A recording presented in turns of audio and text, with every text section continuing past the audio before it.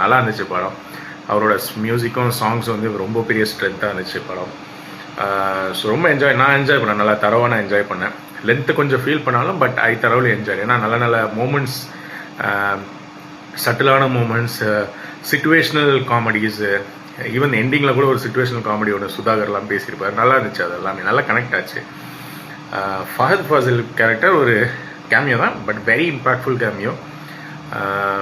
அவருக்கு வந்து கடைசியில் ஒரு எலிவேஷன்லாம் வச்சுருப்பாங்க, அதெல்லாம் சான்ஸே இல்லை, செம்மையாக இருந்துச்சு. அதே மாதிரி தலை தோனிக்கு வந்து ஒரு சில ரெஃபரன்ஸ்லாம் வச்சுருப்பாங்க. அதெல்லாம் வந்து த தோனி கன்னி in me got goosebumps அந்த சீன்லாம். ஸோ அதெல்லாம் சூப்பராக இருந்துச்சு. ஒரு சிஎஸ்கே சின்ன சின்ன ரெஃபரன்ஸ், அதெல்லாம் வந்து தேட்டரில் தேட்டர் மூமெண்ட்ஸ். அதெல்லாம் தேட்டரில் வந்து எல்லாருமே ரொம்ப என்ஜாய் பண்ணி பார்த்தாங்கண்ணா அந்த சீன்ஸ் எல்லாமே. ஸோ ஓவராலாக படம் வந்து ஒரு ரொமான்டிக் ட்ராமாவில் என்னென்னலாம் இருக்குமோ அது எல்லாமே இந்த படத்தில் இருந்தது. சுதாகர், பரிதாபல சுதாகர், அவரோட காமிக் டைமிங் அதெல்லாம் நல்லா சூப்பராக இருந்துச்சு.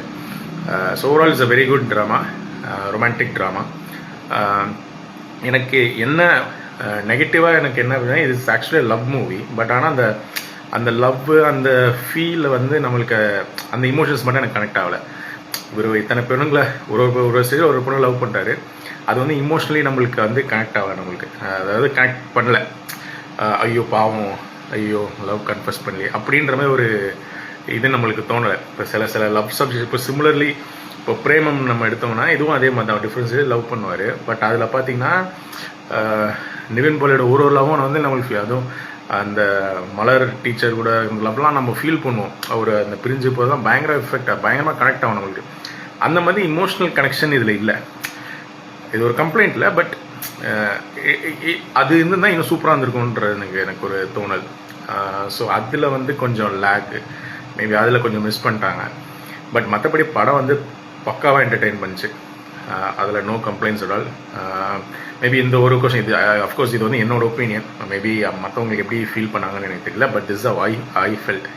ஏன்னா ஒரு லவ் சப்ஜெக்டில் லவ் இன்னும் கொஞ்சம் ஸ்ட்ராங்காக இருந்திருக்கலாம் அப்படின்ற மாதிரி தோணுச்சு. So yeah, overall it's a very good movie.